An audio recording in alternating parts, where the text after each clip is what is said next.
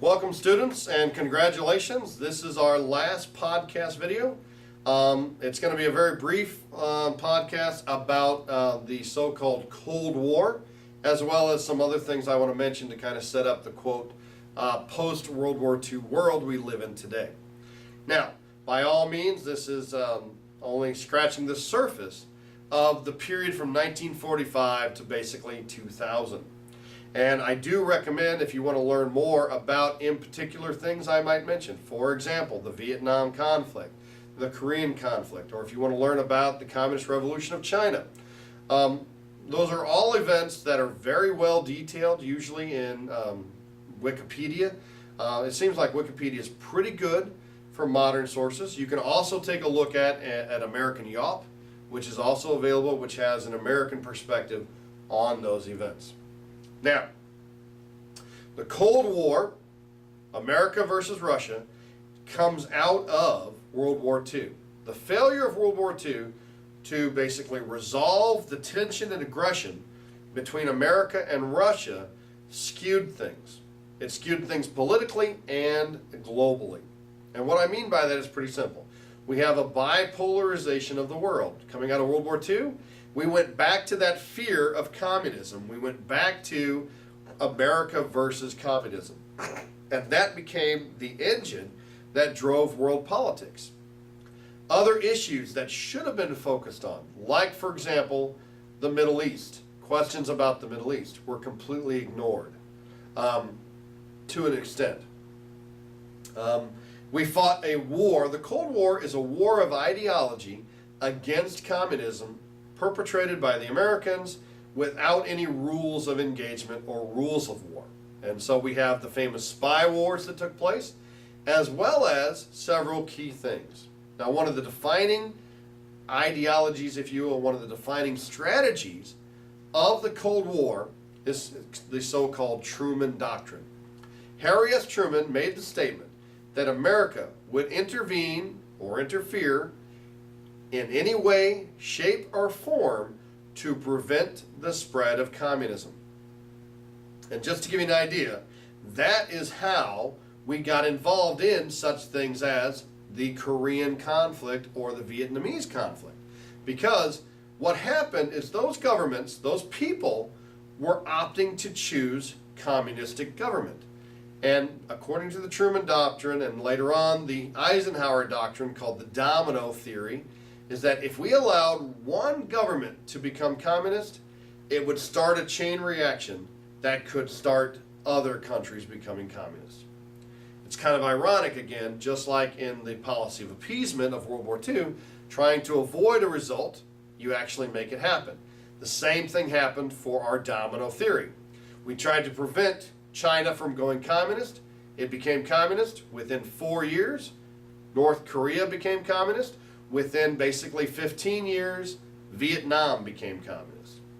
So our, quote, strategy to prevent the domino theory didn't really work. But what it did do is it ratcheted up the aggression between American and Soviet in the Soviet Union.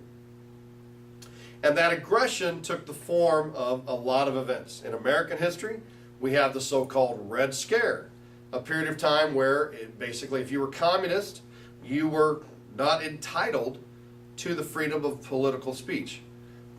Excuse me. So there were a lot of problems going on. A lot of things got wrapped up in this anti-communist fear that occurred in America. You might not know this, but most of the early criticisms of the civil rights movement was that it was associated with protests that were, quote, supposedly funded by the Communist Party. So the big argument that people tried to use, the fallacy that people tried to spread, was that the civil rights movement was an arm of communism, which obviously isn't true. But that was that's what people tried to argue. Some people tried to argue. So from the 1945 to 2000, we have a lot of things going on, particularly in America. Obviously, we had in 1955, we had Brown versus the Board of Education, Topeka, Kansas, which started what we call desegregation of the education system in America. Conversely, Or building on that, of course, we have the civil rights movement. Pioneer leaders that worked to make America more racially tolerant and more racially equal. Linked to that, of course, is we have the so-called sexual revolution, in which there was a movement to make gender equality more consistent and pronounced in American society. So if we kind of march through that, we have, we have the civil rights movement, we have the gender movement. That is kind of linked in some cases to the so-called anti-war movement that kind of erupted or kind of spilled out from the American Vietnam conflict. On the political side, we had the rise of dominant individuals, personalities like John F. Kennedy. We had the failure of American diplomacy in Cuba. Cuba went communistic, 90 miles off the coast of Florida, went communistic in the 1950s. We attempted to prevent that by funding Cuban refugees with military training and weaponry. That so-called Bay of Pigs invasion failed. And then at that time, we had an extremely aggressive, tension-filled relationship with Cuba. We blockaded Cuban trade with America, which eventually almost resulted in World War III, which is the so-called Cuban Missile Crisis. If we move forward in the aftermath of the Nixon era, where Nixon stepped down as president, we have this continued American-Soviet Union competition conflict. One aspect of which was the American space drive. NASA trying to land someone on the moon before the Russians did it was the main impetus for that space movement, as well as a continued dedication to try and maximizing our economic spending possibility so that we can combat the spread of communism. Another event I want to mention, which probably doesn't get a lot of, you might not know a lot about, was then in the aftermath of 1945 and World War II, we also had the destabilization of the Middle East caused by the creation of the State of Israel in 1948. Now, it was created in part because of the travesty and horrendous actions that took place during the Jewish Holocaust. But the creation of the State of Israel in 1948, while it made Jewish people happy, the promise that was also made at the same time was to create a Palestinian state. And at that point in time, the American government and the British government, in the face of the Cold War, they lost and did not fulfill that promise. And then they implemented their strategy for the Cold War policies, keeping the Middle East basically in the middle of that Cold War. The Russians wanted oil there. We wanted to keep the Russians from getting oil there. And so at several points in times, and either to safeguard Israel as an anti-communist power in the region, or to prevent a duly elected Islamic government from selling oil to the Russians, we toppled governments. We basically imprisoned leaders without a trial, and we trampled over the rights of the peoples in the Middle East, all in the name of that overarching Cold War policy. We implemented strategies to keep these countries in check. We put Saddam Hussein in power to try and destroy the Iranian government force for us when it turned radical Islamic.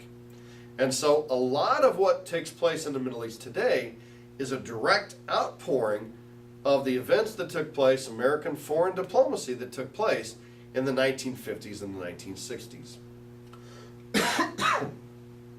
Conversely, on a more positive note, under Richard Nixon, we abandoned this fear of communism and actually opened up relations with Communist China. And that's why today we enjoy a better relationship with Communist China than we do with Communist North Korea or other communist states. I can't do it justice, but let me just tell you that on the long haul, from 1945 to the year 2000 is a tremendous period of activity. It's a period that I really don't get to spend a lot of time on because usually by this point we're out of time. we're in week 4, and you guys are getting ready for your final exam and finishing up the course. It's one of the most dynamic periods in history. I do recommend you take some time, take a look at our resources, either in American Yawp or Wikipedia, and try to get a handle on this, quote, Cold War and how it affects your daily lives today. Thank you. I hope you've enjoyed the course. I hope these podcasts are helpful, and I wish you luck on your final exam, and I wish you a great rest of the summer. Thank you. All right. Wow. Okay.